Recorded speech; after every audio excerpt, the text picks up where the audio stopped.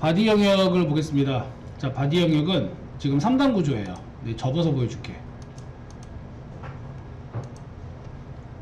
자, 우리가 최초에 레이아웃 설계를 할 때 이제 가장 처음에 시도하는 방식인데, 물론 이제 요거는 프로토타입을 작성을 하고 나서, 그리고 이제 HTML 프로토타이핑을 할 때 구조를 만들어요. 그러니까 애초에 스케치를 하잖아. 했죠?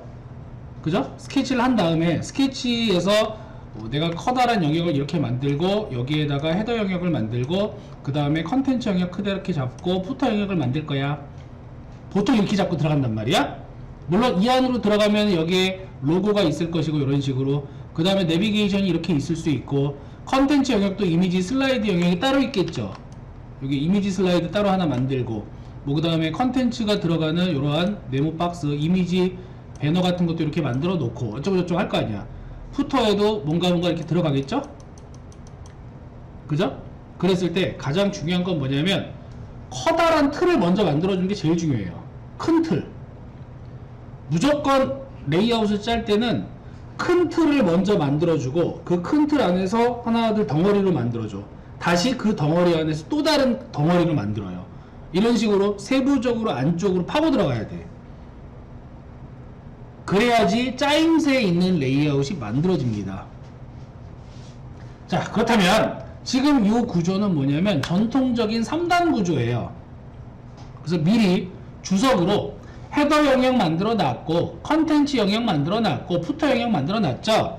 그래서 헤더 영역에 들어갈 내용이 있을 것이고, 컨텐츠에 들어갈 내용이 있을 것이고, 푸터에 들어갈 내용이 있을 거란 말이야. 그래서 헤더 영역을 간단하게 보면은 지금 여기에서는 헤더에 오로지 하나 로고만 사용을 했어요. 어머? 로고를 H1 태그로 썼네? 예, 아직 이미지 안 만들었거든요. 로고 이미지를 안 만들었어. 그리고 텍스트 로고도 아직 안 정했어. 이 상태에서 대략적인 크기를 확인하고자 할 때 로고 사이즈는 H1 태그로 많이 그냥 씁니다. 그러니까 실제로 H1 태그 크기의 로고를 만든다는 게 아니라, 여기 이제 로고라고 나와 있죠. 이 정도의 크기를 가지고 일단 시작을 해요. 최소 높이는 헤더는 이 정도는 되어야 된다는 얘기야. 쉽게 얘기하면 나중에 이제 이 H1 태그는 다른 태그로 바꿔야 돼요. div 태그나 이런 걸로. 자, 그 다음 또 간단한 푸터를 볼게요. 푸터에는 대개 뭐가 들어오느냐, 뭐 개인정보 관리 책임자부터 시작해가지고 기타 정보들이 들어오죠. 카피라이트도 있을 것이고 주소도 있겠죠. 사업자라면 통신사업자 등록번호라든가 사업자 등록번호도 있겠지. 그런 것들을 적어주는 공간이에요. 그래서 가장 많이 쓰는 게 이제 카피라이트 같은 경우에, 자, 카피라이트는요, 이것도 얘기를 해야 될 것 같은데 미리 얘기할게요. 여러분들이 이제 포트폴리오 만들면 여러분들도 카피라이트를 써놔야 될 거 아니야. 그쵸? 맞죠? 카피라이트 쓸 때 이렇게 안 씁니다. 카피라이트 C 온라인 reserved 원래 이렇게 쓰거든요. 근데 요즘에 이게 안 써요. 옛날 방식. 이거는 옛날 방식. 우리는 이제 새로운 시대에 사는 사람들이잖아, 그지? 새 시대 방식. 자, 이렇게 안 쓰고요. 짧게 씁니다. 요즘에는 짧게 뭘 쓰냐면은 그냥 이것만 표시해요. 요렇게만. 근데 사실 여기 괄호도 안 쓰고 요즘에 동그라미 쓰니까 그 동그라미 기호가 바로 요거예요. entity name이 copy. 앰퍼샌드 copy 세미콜론 하게 되면 C 동그라미가 하나 만들어지고요. 이 뒤에다가 여러분들의 이름을 쓰면 됩니다. 그리고 뭐 제작 연도 정도 쓰면 되겠지. 신스 같은 경우에는 뭐 앞에다 써도 되고 뒤에다 써도 돼요. 이런 식으로. 이렇게 요즘에 깔끔하게 쓰는 추세예요. 자, 바디 영역을 볼게요. 바디 컨텐츠를 보게 되면 두 개로 나눠져 있어. 자, 뭘로 했냐면 사이드 쪽에 이제 내비게이션을 만들 거라서, 자, div 클래스 nav와 컨텐츠가 들어가는 div 클래스 컨텐츠라는 영역을 두 개로 쪼갠 거예요. 그러니까 나는 먼저 컨테이너를 만들고 그 컨테이너 안에 다시 div 두 개로 쪼갠 다음에 nav라는 클래스 이름과 컨텐츠라는 클래스로 다시 쪼개는 거야. 그리고 컨텐츠 안에 이제 텍스트들이 들어가면 돼요. 별도의 텍스트 아니면 또 다른 뭐 이미지가 들어갈 수도 있겠죠. 여기에 실질적으로 그 안에 들어갈 컨텐츠를 만들어 놓고, 그리고 사이드 내비게이션 같은 경우에도 자, 여기 이제 내비게이션 공식 여러분들 알고 있죠? UL 태그의 리스트의 앵커. 원래 공식은 UL 안에 리스트 안에 앵커 방식을 써야 되는데 굳이 지금 앵커는 안 썼고요. 그냥 커다란 그림만 그리기 위해서 UL 안에 리스트까지만으로 표현을 했습니다. 그랬을 경우에 얘는 사이드 내비게이션이야. 상단으로 들어가는 게 아니에요. 왼쪽에 들어가야 되는 놈들이기 때문에 우리 머릿속 구상으로는 얘네들이 어떻게 돼야 돼? 왼쪽 오른쪽으로 가야 되잖아. 그죠? 그래서 아 이거 플로팅을 해야 되는구나 라는 것을 이제 직관적으로 알아야 되고, 그렇기 때문에 미리 여기에다가 클리어라는 클래스를 떡하니 붙여준 거예요. 처음에 기획을 할 때 옆으로 배치를 해야 되기 때문에 이 영역하고 이 영역. 자, 우리 레이아웃으로 봤을 때는 어떤 영역이야? 여기가 사이드 내비게이션이 있는 영역, 여기죠, 사이드죠. 이 영역과 그 다음에 컨텐츠가 들어가는 이 영역을 가로로 배치를 해야 되니까 미리 플로팅을 시켜준다 이거야. 미리 해야 되잖아. 그러니까 플로팅을 했으면은 반드시 클리어를 해줘야 돼요. 반드시 누구한테? 부모한테.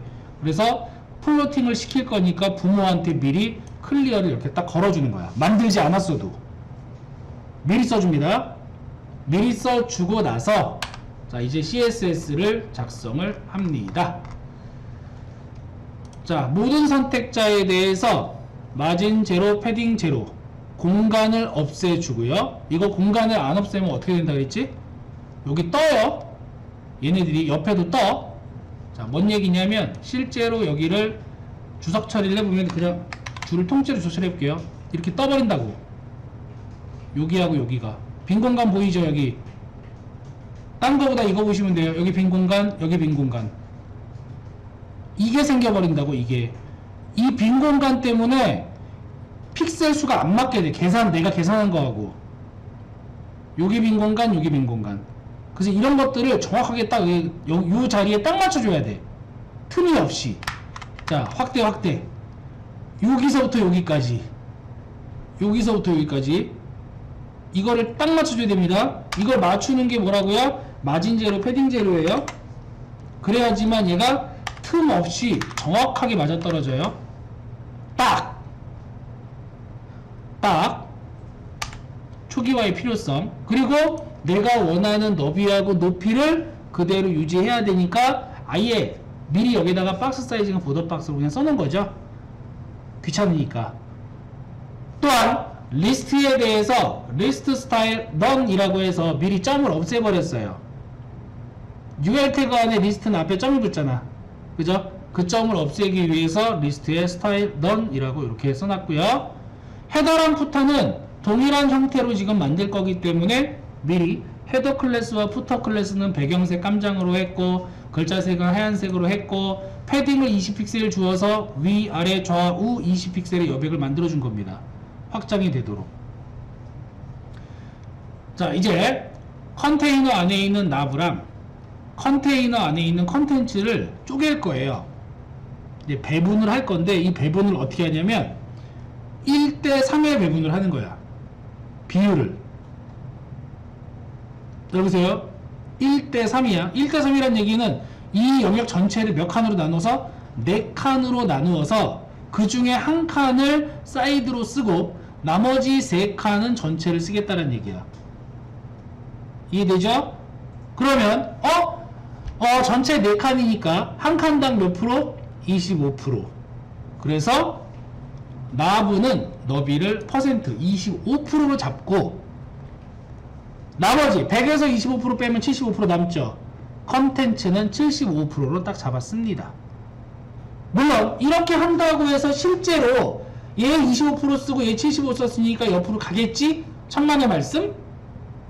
왜? 플로팅이 안 되어 있는데 어떻게 옆으로 가요? 그냥 밑으로 떨어지지. 블록 요소잖아. 컨테이너 자체가 블록이죠. 그죠? 나무도 블록이지. 그 다음 컨텐츠도 블록이죠. 그러니까 암만 내가 25% 75% 잡아봐야 그냥 밑으로 뚝뚝 떨어져. 대신에 실제 너비는 25%와 그냥 75% 영역만 잡고 오른쪽이 텅 비는 거예요. 여기 오른쪽이 텅 비는 형태. 됐습니까? 일단 그러면 이런 식으로 짠단 말이야. 짜고 나서 컨테이너 안에 있는 나브 안에 있는 UL 안에 있는 리스트에 대해서 얘네들이죠. 얘네들 배경색 파란 계열로 정해주고 글자색 흰색에 내부 여백을 잡은 다음에 자 여기 보면은 보더 바텀만 있어요. 보더 바텀 테두리를 쓰게 되면은 위아래 왼쪽 오른쪽 다 들어가잖아, 그지? 근데 보더 바텀만 딱 들어갔다는 얘기는 뭐예요? 밑줄 그으려고 한 거야. 여기 구분선, 여기 구분선 이해돼요?